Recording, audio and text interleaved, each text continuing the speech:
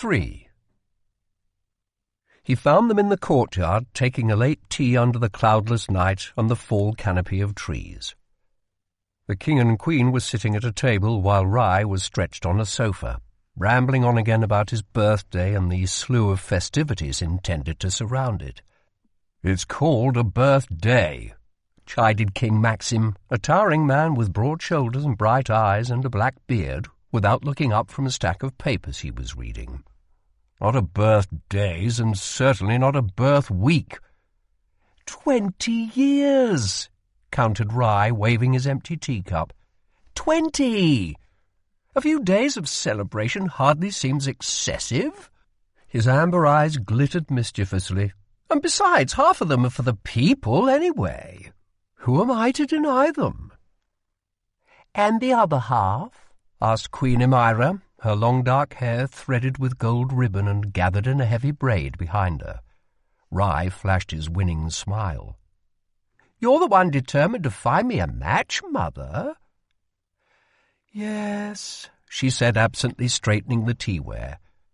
"But I'd rather not turn the palace into a brothel to do it." "Not a brothel?" said Rye, running his fingers through his rich black hair and upsetting the circle of gold that rested there. "Merely an efficient way of assessing the many necessary attributes of— Kell. Kell will support my thinking." "I think it's a horrible idea," said Kell, striding toward them. "Traitor," said Rye with mock affront. "But," he added, approaching the table, "he'll do it anyway. You might as well throw the party here at the palace, where we can all keep him out of trouble. Or at least minimize it." Rye beamed. "Sound logic, sound logic," he said, mimicking his father's deep voice. The king set aside the paper he was holding and considered Kell. "How was your trip?" "Longer than I would have liked," said Kell, sorting through his coats and pockets until he found the Prince Regent's letter. "We were beginning to worry," said Queen Emira. "The king was not well and the prince was worse," said Kell, offering the note. King Maxim took it and set it aside, unread. "Sit," urged the queen. "You look pale."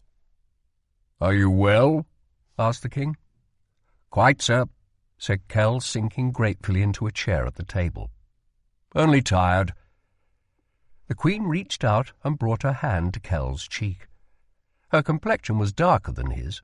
The royal family bore a rich tan that, when paired with their honey eyes and black hair, made them look like polished wood. With fair skin and reddish hair, Kell felt perpetually out of place.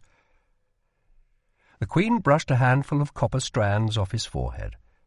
She always went looking for the truth in his right eye, as if it were a scrying board, something to be gazed into, seen past. But what she saw, she never shared. Kell took her hand and kissed it. "I'm fine, Your Majesty." She gave him a weary look, and he corrected himself. "Mother." A servant appeared bearing tea, sweet and laced with mint, and Kell took a long drink and let his family talk, his mind wandering in the comfort of their noise. When he could barely keep his eyes open, he excused himself. Rye pushed up from the sofa with him. Kell wasn't surprised. He had felt the prince's gaze on him since he'd first taken his seat. Now, as the two bid their parents good night, Rye trailed Kell into the hall, fiddling with the circle of gold nested in his black curls. "What did I miss?" asked Kell. "Not much," said Rye. "Holland paid a visit. He only just left." Kell frowned. Red London and White kept in much closer contact than Red and Grey, but their communications still held a kind of routine. Holland was off schedule by nearly a week. "What have you come back with tonight?" asked Rye. "A headache," said Kell, rubbing his eyes. "You know what I mean," countered the prince. "What did you bring through that door?" "Nothing but a few lins." Kell spread his arms wide. "Search me if you like," he added with a smirk. Rye had never been able to figure out Kell's coat and its many sides, and Kell was already turning back down the hall considering the matter done when Rye surprised him by reaching not for his pockets but for his shoulders and pushing him back against the wall. Hard. A nearby painting of the king and queen shuddered but did not fall. The guards dotting the hall looked up but did not move from their posts. Kell was a year older than Rye, but built like an afternoon shadow, tall and slim, while Rye was built like a statue and nearly as strong. "Do not lie," warned Rye. "Not to me." Kell's mouth became a hard line. Rye had caught him 2 years before. Not caught in the act, of course, but snagged him in another more devious way. Trust. The two had been drinking on one of the palace's many balconies one summer night, the glow of the aisle beneath them and the stretch of sky above, and the truth had stumbled out. Kell had told his brother about the deals he struck in grey London and in white, and even on occasion in red, about the various things he'd smuggled, and Rye had stared at him and listened, and when he spoke, it wasn't to lecture Kell on all the ways it was wrong or illegal. It was to ask, why? "I don't know," said Kell, and it had been the truth. Rye had sat up, eyes bleary from drink. "Have we not provided?" he'd asked, visibly upset. "Is there anything you want for?" "No," Kell had answered, and that had been the truth and a lie at the same time. "Are you not loved?" whispered Rye. "Are you not welcomed as family?" "But I'm not family, Rye," Kell had said. "I'm not truly a Maresh for all that the king and queen have offered me that name. I feel more like a possession than a prince." At that, Rye had punched him in the face. For a week after, Kell had 2 black eyes instead of 1, and he'd never spoken like that again, but the damage was done. He'd hoped Rye would prove too drunk to remember the conversation, but he'd remembered everything. He hadn't told the king or queen, and Kell supposed he owed Rye that, but now every time he travelled, he had to endure Rye's questioning, and with it the reminder that what he was doing was foolish and wrong. Rye let go of Kell's shoulders. "Why do you insist on keeping up these pursuits?" "They amuse me," said Kell, brushing himself off. Rye shook his head. "Look, I've turned a blind eye to your childish rebellion for quite a while now, but those doors were shut for a reason," he warned. "Transference is treason." "They're only trinkets," said Kell, continuing down the hall. "There's no real danger in it." "There's plenty," said Rye, matching his stride. "Like the danger that awaits you if our parents ever learn—" "Would you tell them?" asked Kell. Rye sighed. Kell watched him try to answer several ways before he finally said, "There is nothing I would not give you." Kell's chest ached. "I know." "You are my brother, my closest friend." "I know." "Then put an end to this foolishness before I do." Kell managed a small, tired smile. "Careful, Rye," he said. "You're beginning to sound like a king." Rye's mouth quirked. "One day I will be, and I need you there beside me." Kell smiled back. "Believe me, there's no place I'd rather be." It was the truth. Rye patted his shoulder and went to bed. Kell shoved his hands into his pockets and watched him go. The people of London and of the country beyond loved their prince. And why shouldn't they? He was young and handsome and kind. Perhaps he played the part of rake too often and too well, but behind the charismatic smile and the flirtatious air was a sharp mind and a good intent, the desire to make everyone around him happy. He had little gift for magic, and even less focus for it, but what he lacked in power he more than made up for in charm. Besides, if Kell had learned anything from his trips to White London, it was that magic made rulers worse, not better. He continued down the hall to his own rooms, where a dark set of oak doors led onto a sprawling chamber. The aisle's red glow poured through the open doors of a private balcony. Tapestry billowed and dipped in fabric clouds from the high ceiling, and a luxurious canopied bed filled with feather and lined with silk stood waiting, beckoning. It took all of Kell's will not to collapse into it. Instead, he crossed through the chamber and into a second, smaller room lined with books, a variety of tomes on magic, including what little he could find on Antari and their blood commands, the majority destroyed out of fear in the Black London Purge, and closed the door behind him. He snapped his fingers absently, and a candle perching on the edge of a shelf sparked to life. In its light he could make out a series of marks on the back of the door. An inverted triangle, a set of lines, a circle. Simple marks, easy enough to recreate, but specific enough to differentiate. Doors to different places in Red London. His eyes went to the one in the middle. It was made up of 2 crossed lines. X marks the spot, he thought to himself, pressing his fingers to the most recent cut on his arm, the blood still wet, then tracing the mark. As Tasen, he said tiredly. The wall gave way beneath his touch, and his private library became a cramped little room, the lush quiet of his royal chambers replaced by the din of the tavern below and the city beyond, much nearer than it had been a mere moment before. Iskir Ayes, the Ruby Fields, was the name that swung above the tavern's door. The place was run by an old woman named Fauna. She had the body of a gran, the mouth of a sailor, and the temper of a drunk. Kell had cut a deal with her when he was young. She was still old then, always old, and the room at the top of the stairs became his. The room itself was rough and worn and several strides too small, but it belonged entirely to him. Spellwork, and not strictly legal at that, marked the window and the door so that no one else could find the room or perceive that it was there.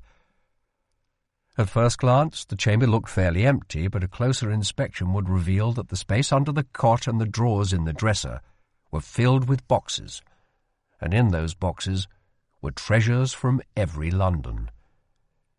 Kell supposed that he was a collector too. The only items on display were a book of poems, a glass ball filled with black sand, and a set of maps. The poems were by a man named Blake, and had been given to Kell by a collector in Grey London the year before, the spine already worn to nothing. The glass ball was a trinket from White London said to show one's dreams in the sands, but Kell had yet to try it. The maps were a reminder. The 3 canvases were tacked side by side, the sole decoration on the walls. From a distance they could have passed for the same map, the same outline of the same island country, but up close only the word London could be found on all 3. Grey London, Red London, White London. The map on the left was of Great Britain from the English Channel up through the tips of Scotland, every facet rendered in detail. By contrast, the map on the right held almost none. Marked, the country called itself, the capital city held by the ruthless Dane twins, but the territory beyond was in constant flux. The map in the middle Kell knew best, for it was home, Arn. The country's name was written in elegant script down the length of the island, though in truth the land on which London stood was only the tip of the Royal Empire. 3 very different Londons in 3 very different countries, and Kell was one of the only living souls to have seen them all. The great irony, he supposed, was that he had never seen the worlds beyond the cities. Bound to the service of his king and crown, and constantly kept within reach, he had never been more than a day's journey from one London or another. Fatigue ate at Kell's body as he stretched and shrugged off his coat. He dug through the pockets until he found the collector's parcel, which he set carefully on the bed, gingerly undoing the wrapping to reveal the tiny silver music box inside. The room's lanterns grew brighter as he held up the trinket to the light, admiring it. The ache in his arm drew him back, and he set the music box aside and turned his attention to the dresser. A basin of water and a set of jars waited there, and Kell rolled up the sleeve of his black tunic and set to work on his forearm. He moved with expert hands, and in minutes he'd rinsed the skin and applied a salve. There was a blood command for healing, As Hasarai, but it wasn't meant for Antarai to use on themselves, especially not for minor wounds, as it took more energy than it afforded health. As it was, the cuts on his arm were already beginning to mend. Antarai healed quickly thanks to the amount of magic in their veins, and by morning the shallow marks would be gone, the skin smooth. He was about to pull down his sleeve when the small, shiny scar captured his attention. It always did. Just below the crook of his elbow, the lines were so blurred that the symbol was almost unreadable. Almost. Kell had lived in the palace since he was 5. He first noticed the mark when he was 12. He had spent weeks searching for the rune in the palace libraries. Memory. He ran his thumb over the scar. Contrary to its name, the symbol wasn't meant to help one remember. It was meant to make one forget. Forget a moment, a day, a life. But magic that bound a person's body or mind was not only forbidden, it was a capital offence. Those accused and convicted were stripped of their power, a fate some found worse than death in a world ruled by magic. And yet Kell bore the mark of such a spell. Worse, he suspected that the king and queen themselves had sanctioned it. K.L., the initials on his knife. There were so many things he didn't understand, would never understand about the weapon, its monogram, and the life that went with it. Were the letters English or Arnesian? The letters could be found in both alphabets. What did the L stand for, or even the K, for that matter? He knew nothing of the letters that had formed his name. K.L. had become K.L., and K.L. had become Kell. He was only a child when he was brought to the palace. Had the knife always been his, or had it been his father's? A token, something to take with him, something to help him remember who he'd been. Who had he been? The absence of memory ate at him. He often caught himself staring at the centre map on the wall, wondering where he'd come from, who he'd come from. Whoever they were, they hadn't been Antarai. Magic might live in the blood, but not in the bloodline. It wasn't passed from parent to child. It chose its own way, chose its shape. The strong sometimes gave birth to the weak, or the other way around. Fire-wielders were often born from water mages, earth-movers from healers. Power could not be cultivated like a crop, distilled through generations. If it could, Antarai would be sown and reaped. They were ideal vessels capable of controlling any element, of drawing any spell, of using their own blood to command the world around them. They were tools, and in the wrong hands, weapons. Perhaps the lack of inheritance was nature's way of balancing the scales, of maintaining order. In truth, none knew what led to the birth of an Antarai. Some believed that it was random, a lucky throw of dice. Others claimed that Antarai were divine, destined for greatness. Some scholars, like Tyrion, believed that Antarai were the result of transference between the worlds, magic of different kinds intertwining, and that was why they were dying out. But no matter the theory on how they came to be, most believed that Antarai were sacred, chosen by magic or blessed by it, perhaps, but certainly marked by it. Kell brought his fingers absently to his right eye. Whatever one chose to believe, the fact remained that Antarai had grown even more rare and therefore more precious. Their talent had always made them something to be coveted, but now their scarcity made them something to be gathered and guarded and kept. Possessed And whether or not Rye wanted to admit it, Kell belonged to the royal collection. He took up the silver music box, winding the tiny metal crank. A valuable trinket, he thought, but a trinket all the same. The song started tickling his palm like a bird, but he didn't set down the box. Instead, he held it tight, the notes whispering out as he fell back onto the stiff cot and considered the small, beautiful contraption. How had he ended up on this shelf? What had happened when his eye turned black? Was he born that way and hidden, or did the mark of magic manifest? 5 years. 5 years he'd been someone else's son. Had they been sad to let him go, or had they gratefully offered him up to the crown? The king and queen refused to tell him of his past, and he'd learned to stop voicing his questions. But fatigue wore away his walls and let them through. What life had he forgotten? Kell's hand fell away from his face as he chided himself. How much could a child of 5 really have to remember? Whoever he'd been before he was brought to the palace, that person didn't matter anymore. That person didn't exist.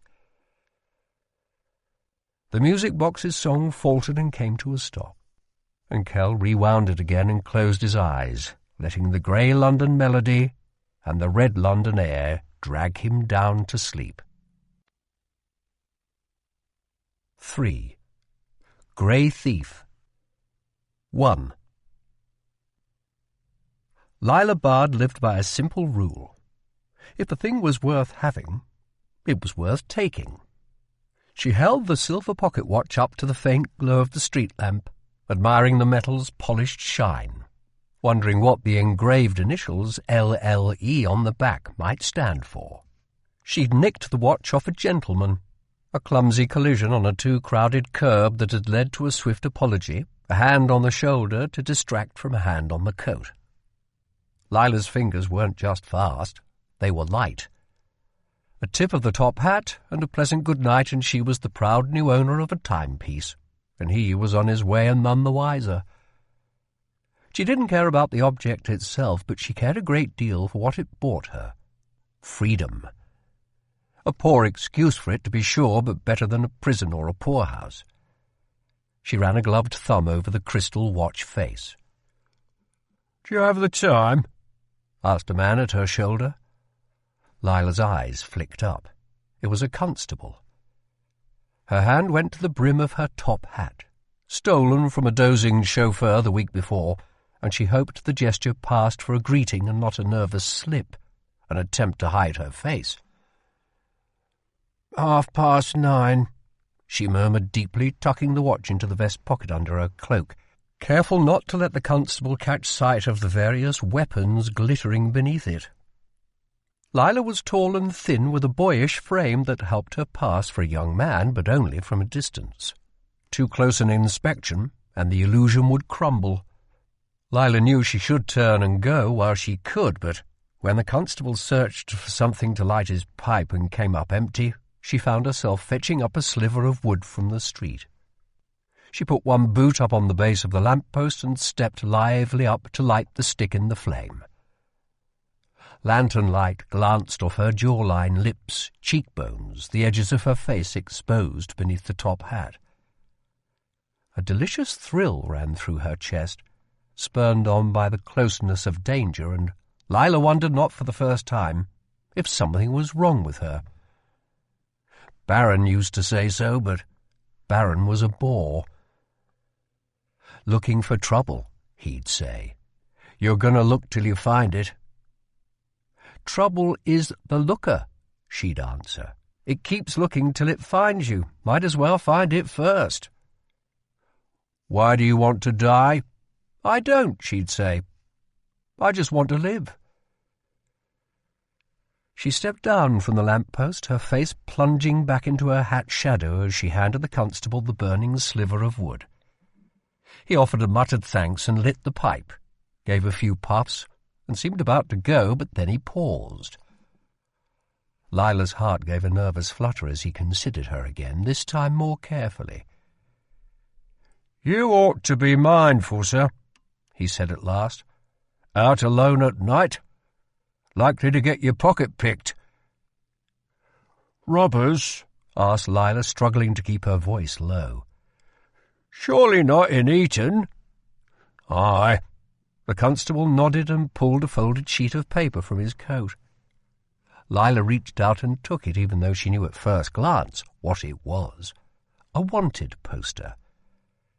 She stared down at a sketch that was little more than a shadowy outline wearing a mask, a haphazard swatch of fabric over the eyes, and a broad brim hat. "Been picking pockets, even robbed a few gentlemen and a lady outright. Expect that mess, of course, but not round here. A right audacious crook, this one." Lila fought back a smile.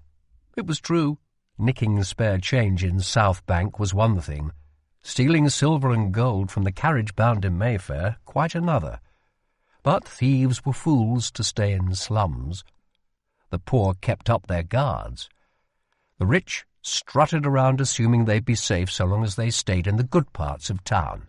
But Lila knew there were no good parts. Only smart parts and stupid parts, and she was quick enough to know which one to play. She handed back the paper and tipped the stolen top hat to the constable. "I'll mind my pockets, then." "Do," urged the constable. "Not like it used to be." "Nothing is." He ambled away, sucking on his pipe and muttering about the way the world was falling apart or some such. Lila couldn't hear the rest over the thudding pulse in her ears.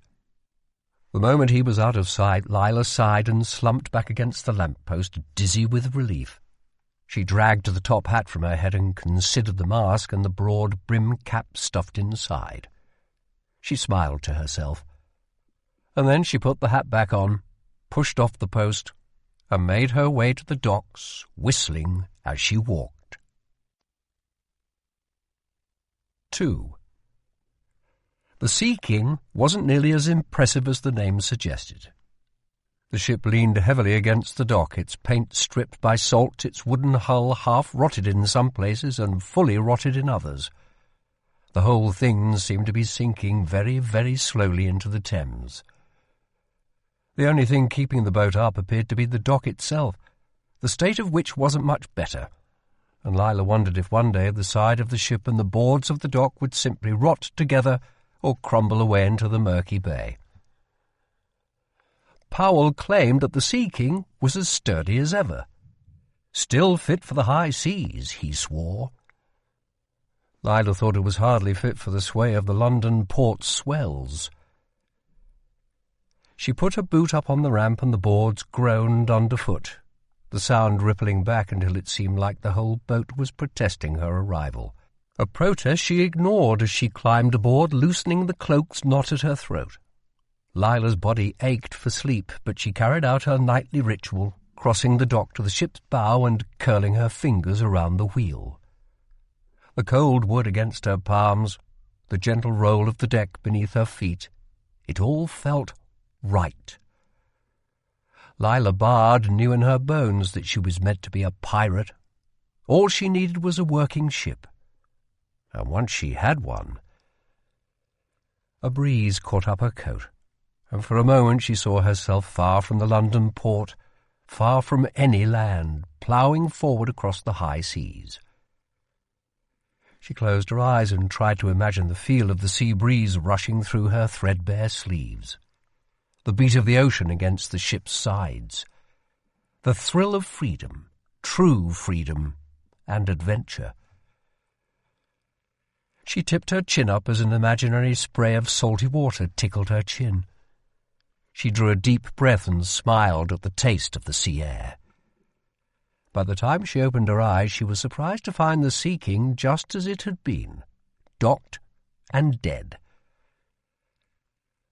Lila pushed off the rail and made her way across the deck, and for the first time all night, as her boots echoed on the wood, she felt something like safe.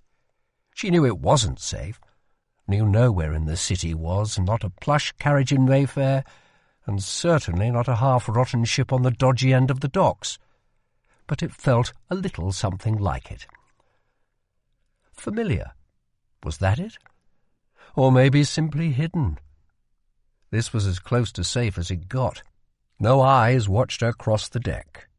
None saw her descend the steep set of steps that ran into the ship's bones and bowels. None followed her through the dank little hall or into the cabin at the end. The knot at her throat finally came loose, and Lila pulled the cloak from her shoulders and tossed it onto a cot that hugged one of the cabin walls. It fell fluttering to the bed, soon followed by the top hat, which spilled its disguise like jewels onto the dark fabric. A small cold stove sat in the corner, the embers barely enough to warm the room. Lila stirred them up and used the stick to light a couple of tallow candles scattered around the cabin. She then tugged off her gloves and lobbed them onto the cot with the rest. Finally, she slid off her belt, freeing holster and dagger both from the leather strap. They weren't her only weapons, of course, but they were the only ones she bothered to take off. The knife was nothing special, just wickedly sharp. She tossed it onto the bed with the rest of the discarded things. But the pistol was a gem. A flintlock revolver that had fallen out of a wealthy dead man's hand and into hers the year before. Castor, for all good weapons deserved a name, was a beauty of a gun, and she slipped him gently, almost reverently, into the drawer of her desk. The thrill of the night had gone cold with the walk to the docks. Excitement burned to ash, and Lila found herself slouching into a chair. It protested as much as everything else on the ship, groaning roundly as she kicked her boots up onto the desk, the worn wooden surface of which was piled with maps, mostly rolled, but one spread and pinned in place by stones or stolen trinkets. It was her favourite one, that map, because none of the places on it were labelled. Surely someone knew what kind of map it was and where it led, but Lila didn't. To her, it was a map to anywhere. A large slab of mirror sat propped on the desk, leaning back against the hull wall, its edges fogged and silvering. Lila found her gaze in the glass and cringed a little. She ran her fingers through her hair. It was ragged and dark and scraped against her jaw. Lila was 19. 19, and every one of the years felt carved into her. She poked at the skin under her eyes, tugged at her cheeks, ran a finger along her lips. It had been a long time since anyone had called her pretty. Not that Lila wanted to be pretty. Pretty wouldn't serve her well. And Lord knew she didn't envy the ladies with their cinched corsets and abundant skirts, their falsetto laughs and the ridiculous way they used them, the way they swooned and leaned on men, feigning weakness to savour their strength. Why anyone would ever pretend to be weak was beyond her. Lila tried to picture herself as one of the ladies she'd stolen from that night. So easy to get tangled up in all that fabric, so easy to stumble and be caught. And smiled. How many ladies had flirted with her? Swooned and leaned and pretended to marvel at her strength. She felt the weight of the night's take in her pocket. Enough. It served them right for playing weak. Maybe they wouldn't be so quick to swoon at every top hat and take hold of every offered hand. Lila tipped her head back against the back of the chair. She could hear Powell in his quarters acting out his own nightly routine of drinking and cursing and muttering stories to the bowed walls of the rotting ship. Stories of lands he'd never visited, maidens he'd never wooed, treasures he'd never plundered. He was a liar and a drunkard and a fool. She'd seen him be all three on any given night in the barren tide. But he had an extra cabin and she had need of one, and they had reached an agreement. She lost a cut of every night's take to his hospitality, and in return he forgot that he was renting the room to a wanted criminal, let alone a girl. Powell rambled on within his room. He carried on for hours, but Lila was so used to the noise that soon it faded in with the other groans and moans and murmurings of the old Sea King. Her head had just started to slump when someone knocked on her door 3 times. Well, someone knocked twice but was clearly too drunk to finish the third, dragging their hand down the wood. Lila's boots slid from the desk and landed heavily on the floor. "What is it?" she called, getting to her feet as the door swung open. Powell stood there, swaying from drink and the gentle rock of the boat. "Lila," he sang her name. "Lila." "What?" A bottle sloshed in one hand. He held out the other, palm up. "My cat." Lila shoved her hand into her pocket and came out with a handful of coins. Most of them were faded, but a few bits of silver glinted in the mix, and she picked them out and dropped them into Powell's palm. He closed his fist and jingled the money. "It's not enough," he said as she returned the coppers to her pocket. She felt the silver watch in her vest warm against her ribs, but didn't pull it out. She wasn't sure why. Maybe she'd taken a liking to the timepiece after all. Or maybe she was afraid that if she started offering such pricey goods, Powell would come to expect them. "Slow night," she said, crossing her arms. "I'll make up the difference tomorrow." "You're trouble," slurred Powell. "Indeed," she said, flashing a grin. Her tone was sweet, but her teeth were sharp. "Maybe more trouble than you're worth," he slurred. "Certainly more than you're worth tonight." "I'll get you the rest tomorrow," she said, hands slipping back to her side. "You're drunk. Go to bed." She started to turn away, but Powell caught her elbow. "I'll take it tonight," he said with a sneer. "I said I don't." The bottle tumbled from Powell's other hand as he forced her back into the desk, pinning her with his hips. "Doesn't have to be coin," he whispered, dragging his eyes down her shirt front. "Must be a girl's body under there somewhere." His hands began to roam, and Lila drove her knee into his stomach and sent him staggering backward. "Shouldn't have done that," growled Powell, face red. His fingers fumbled with his buckle. Lila didn't wait. She went for the pistol in the drawer, but Powell's head snapped up and he lunged and caught her wrist, dragging her toward him. He threw her bodily back onto the cot, and she landed on the hat and the gloves and the cloak and the discarded knife. Lila scrambled for the dagger as Powell charged forward. He grabbed her knee as her fingers wrapped around the leather sheath. He jerked her toward him as she drew the blade free. And when he caught her other hand with his, she used his grip to pull herself to her feet and drive the knife into his gut. And just like that, all the struggle went out of the cramped little room. Powell stared down at the blade jutting out of his front, eyes wide with surprise. And for a moment it looked like he might carry on despite it, but Lila knew how to use a knife, knew where to cut to hurt, and where to cut to kill. Powell's grip on her tightened, and then it went slack. He swayed and frowned, and then his knees buckled. "Shouldn't have done that," she echoed, pulling the knife free before he could collapse forward onto it. Powell's body hit the floor and stayed there.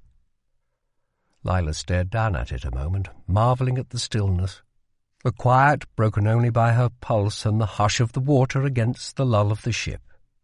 She towed the man with her boot. Dead. Dead, and making a mess. Blood was spreading across the boards, filling in the cracks and dripping through to lower parts of the ship. Lila needed to do something. Now. She crouched, wiped her blade on Powell's shirt and recovered the silver from his pocket. And then she stepped over his body, retrieved the revolver from its drawer, and got dressed. When the belt was back around her waist and the cloak around her shoulders, she took up the bottle of whiskey from the floor. It hadn't broken when it fell.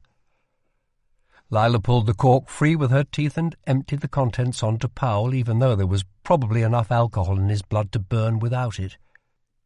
She took up a candle and was about to touch it to the floor when she remembered the map, the one to anywhere. She freed it from the desk and tucked it under her cloak, and then, with a last look around the room, she set fire to the dead man and the boat. Lila stood on the dock and watched the Sea King burn. She stared up at it, face warmed by the fire that danced on her chin and cheeks the way the lamplight had before the constable. It's a shame, she thought. She'd rather liked the rotting ship. But it wasn't hers. No, hers would be much better. The Sea King groaned as the flames gnawed its skin and then its bones, and Lila watched the dead ship begin to sink. She stayed until she could hear the far-off cries and the sound of boots. Too late, of course, but coming all the same. And then she sighed and went in search of another place to spend the night. 3. Baron was standing on the steps of the Stone's Throw, staring absently toward the docks, when Lila strolled up, the top hat and the map both tucked under her arm. When she followed his gaze, she could see the dregs of the fire over the building tops. The smoke ghosted against the cloudy night. Baron pretended not to notice her at first. She couldn't blame him. The last time he'd seen her, almost a year before, he'd kicked her out for thieving. Not from him, of course, from a patron, and she'd stormed off, damning him and his little tavern inn alike. "Where are you going, then?" He'd rumbled after her like thunder. It was as close as he'd ever come to shouting. "To find an adventure," she called without looking back. Now she scuffed her boots along the street stones. He sucked on a cigar. "Back so soon?" he said without looking up. She climbed the steps, slouching back against the tavern door. "You find adventure already? Or it find you?" Lila didn't answer. She could hear the clink of cups inside and the chatter of drunk men getting drunker. She hated that noise, hated most taverns altogether, but not the Stone's Throw. The others all repelled her, but this place dragged at her like gravity, a low and constant pull. Even when she didn't mean to, she always seemed to end up here. How many times in the last year had her feet carried her back to these steps? How many times had she almost gone inside? Not that Baron needed to know about that. She watched him tip his head back and stare up at the sky as if he could see something there besides clouds. "What happened to the Sea King?" he asked. "It burned down." A defiant flutter of pride filled her chest when his eyes widened a fraction in surprise. She liked surprising Baron. It wasn't an easy thing to do. "Did it now?" he asked lightly. "You know how it is," said Lila with a shrug. "Old wood goes up so easy." Baron gave her a long look, then exhaled a smoke-filled breath. "Powell should have been more careful with his brig." "Yeah," said Lila. She fiddled with the brim of the top hat. "You smell like smoke." "I need to rent a room." The word stuck in her throat. "Funny," said Baron, taking another puff. "I distinctly remember you suggesting that I take my tavern and all its many, albeit modest, rooms and shove each and every one of them up my—" "Things change," she said as she plucked the cigar from his mouth and took a drag. He studied her in the lamplight. "You okay?" Lila studied the smoke as it poured through her lips. "I'm always okay." She handed back the cigar and dug the silver watch out of her vest pocket. It was warm and smooth, and she didn't know why she liked it so much, but she did. Maybe because it was a choice. Taking it had been a choice. Keeping it had been one too. Or maybe the choice started as a random one, but there was something to it. Maybe she'd kept it for a reason. Or maybe she'd only kept it for this. She held it out to Baron. "Will this buy me a few nights?" The owner of the Stone's Throw considered the watch, and then he reached out and curled Lila's fingers over it. "Keep it," he said casually. "I know you're good for the coin." Lila slid the trinket back into her pocket, thankful for its weight as she realized she was back to nothing. Well, almost nothing. A top hat, a map to anywhere, or nowhere, a handful of knives, a flintlock, a few coins, and a silver watch. Baron pushed the door open, but when she turned to go inside, he barred her path. "No one here's a mark. You got that?" Lila nodded stiffly. "I'm not staying long," she said. "Just till the smoke clears." The sound of glass breaking reached them beyond the doorway, and Baron sighed and went inside, calling over his shoulder, "Welcome back." Lila sighed and looked up, not at the sky but at the upper windows of the dingy little tavern. It was hardly a pirate ship, a place for freedom and adventure. "Just till the smoke clears," she echoed to herself. Maybe it wasn't so bad. After all, she hadn't come back to the Stone's Throw with her tail tucked between her legs. She was in hiding. A wanted man. She smiled at the irony of the term. A piece of paper flapped on a post beside the door. It was the same notice the constable had showed her, and she smiled at the figure in the broad-brimmed hat and mask staring out at her beneath the word "Wanted." The shadow thief, they called her. They'd drawn her even taller and thinner than she actually was, stretched her into a wraith, black-clad and fearsome. The stuff of fairy tales and legends. Lila winked at the shadow before going in. 4. White Throne. 1. "Perhaps it should be a masquerade instead." "Focus." "Or maybe a costume ball. Something with a bit of flair." "Come on, Rye, pay attention." The prince sat in a high-backed chair, gold-buckled boots kicked up on the table, rolling a glass ball between his hands. The orb was part of a larger, more intricate version of the game Kell had pawned off in the Stone's Throw. In place of pebbles or puddles or piles of sand nesting on the little board, there were 5 glass balls, each containing an element. 4 still sat in the dark wood chest on the table, its inside lined with silk and its edges capped in gold.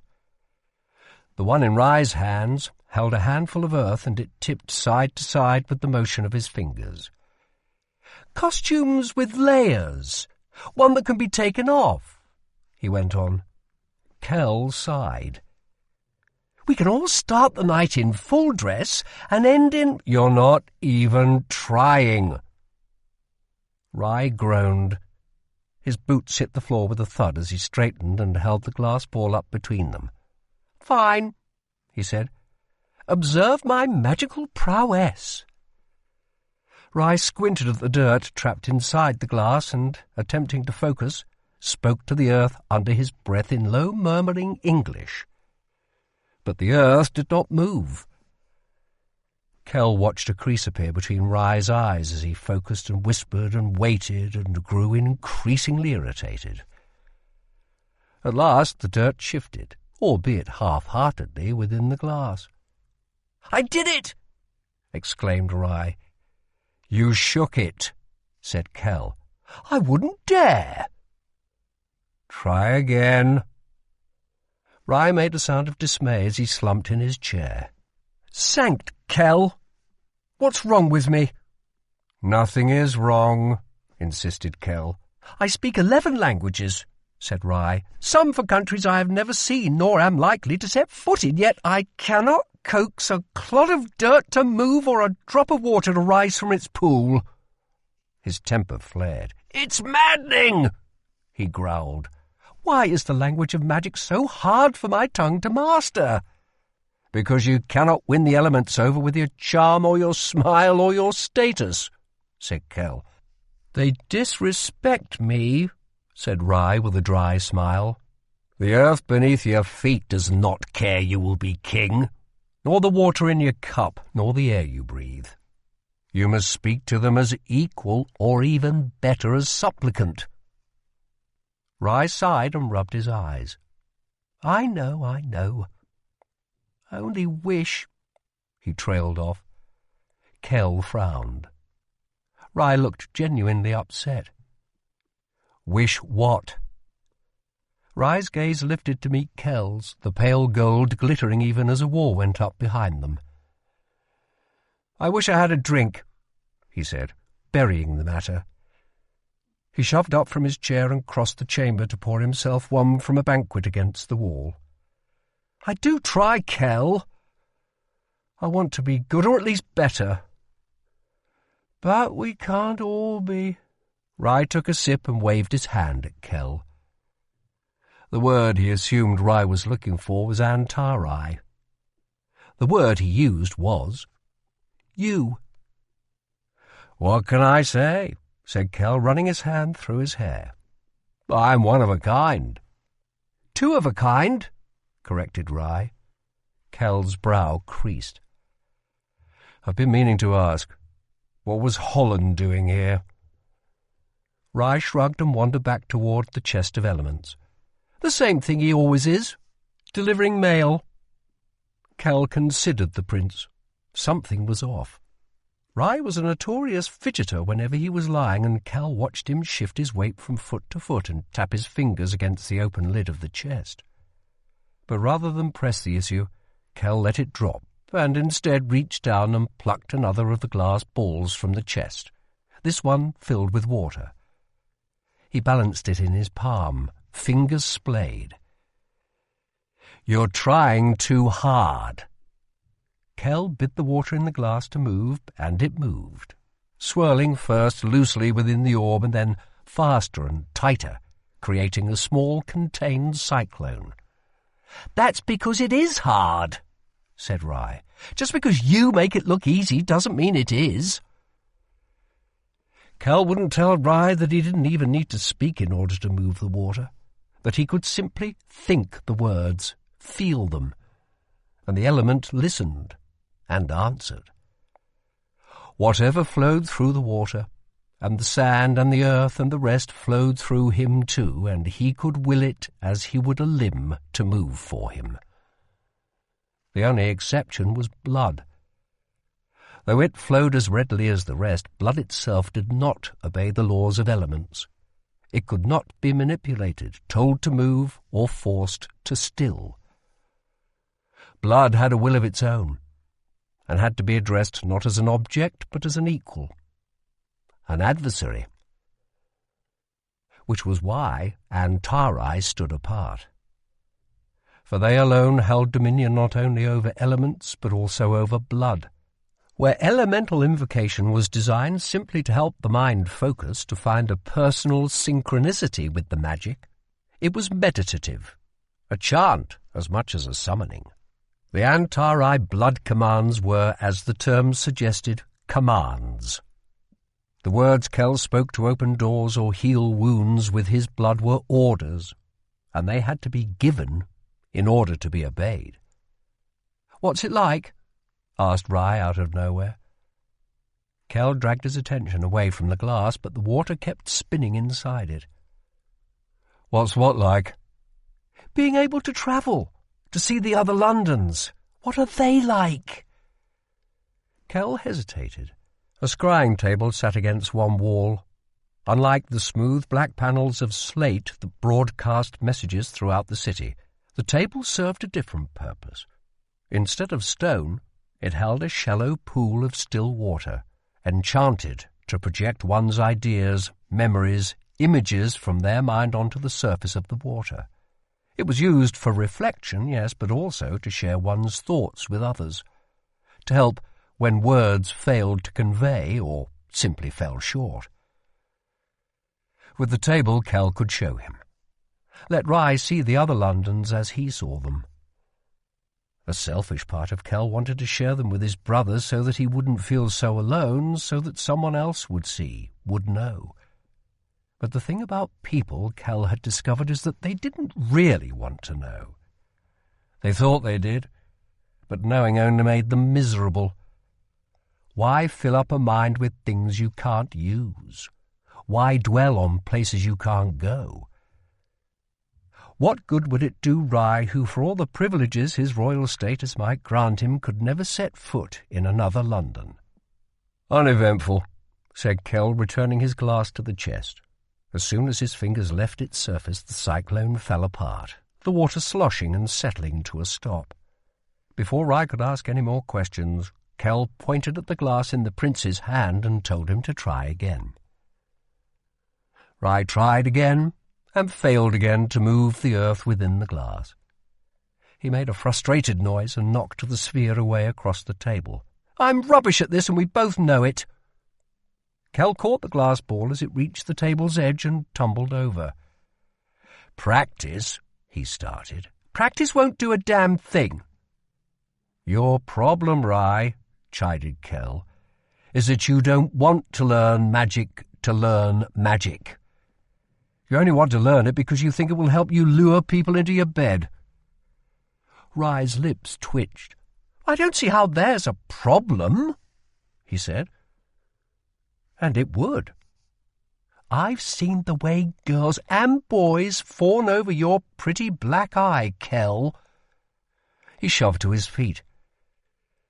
"Forget the lesson. I'm in no mood for learning. Let's go out." "Why?" asked Kel. "So you can use my magic to lure people into your bed?" "A fine idea," said Rye. "But no, we must go out, you see, because we're on a mission." "Oh?" asked Kel. "Yes, because unless you plan to wed me yourself, and don't get me wrong, I think we make a dashing pair, I must try and find a mate." "And you think you'll find one traipsing around the city?" "Goodness, no," said Rye with a crooked grin. "But who knows what fun I'll find while failing?" Kel rolled his eyes and put the orbs away. "Moving on," he said. "Let's be done with this," whined Rye. "We shall be done," said Kel, "as soon as you can contain a flame." Of all the elements, fire was the only one Rye had shown talent was too strong a word, but perhaps an ability for. Kel cleared the wooden table and set a sloped metal dish before the prince, along with a piece of white chalk, a vial of oil, and an odd little device like a pair of crossed pieces of blackened wood, joined by a hinge in the middle. Rye sighed and drew a binding circle on the table around the dish using the chalk. He then emptied the vial onto the plate, the oil pooling in the centre, no bigger than a 10-lin coin. Finally, he lifted the device, which fit easily in his palm. It was a fire starter. When Rye closed his hand around it and squeezed, the two stems scraped together and a spark fell from the hinge to the pool of oil and caught. A small blue flame danced across the surface of the coin-sized pool, and Rye cracked his knuckles, rolled his neck, and pushed up his sleeves. "Before the light goes out," urged Kel. Rye shot him a look, but brought his hands to either side of the chalk-binding circle, palms in, and began to speak to the fire, not in English, but in Arnesian. It was a more fluid, coaxing tongue that lent itself to magic. The words poured out in a whisper, a smooth, unbroken line of sound that seemed to take shape in the room around them. And to both of their amazement, it worked. The flame in the dish turned white and grew, enveloping what was left of the oil and continuing to burn without it. It spread, coating the surface of the plate and flaring up into the air before Rye's face. "Look!" said Rye, pointing at the light. "Look! I did it!" And he had. But even though he'd stopped speaking to the flame, it kept growing. "Don't lose focus," said Kel as the white fire spread, licking the edges of the chalk circle. "What?" challenged Rye as the fire twisted and pressed against the binding ring. "No word of praise?" He looked away from the fire and toward Kel, his fingers brushing along the table as he turned. "Not even a—" "Rye!" warned Kel, but it was too late. Rye's hand had skimmed the circle, smudging the line of chalk. The fire tore free. It flared up across the table, sudden and hot, and Rye nearly toppled backward in his chair, trying to get out of its way. In a single motion, Kel had freed his knife, drawn it across his palm, and pressed his bloodied hand to the tabletop. "As Anasai," he ordered. "Dispel." The enchanted fire died instantly, vanishing into air. Kel's head spun. Rye stood there breathless. "I'm sorry," he said guiltily. "I'm sorry. I shouldn't have—" Rye hated it when Kel was forced to use blood magic, because he felt personally responsible. He often was, for the sacrifice that came with it. He had caused Kel a great deal of pain once and had never quite forgiven himself for it. Now Kel took up a cloth and wiped his wounded hand. "It's fine," he said, tossing aside the rag. "I'm fine. But I think we're done for today." Rye nodded shakily. "I could use another drink," he said. "Something strong." "Agreed," said Kel with a tired smile. "Hey, we haven't been to the Arvenstrasse in ages," said Rye. "We can't go there," said Kel. What he meant was, I can't let you go there. Despite its name, the Arvenstrasse, Blessed Waters, had become a haunt for the city's unsavoury sorts. "Come on," said Rye, already returned to his sporting self.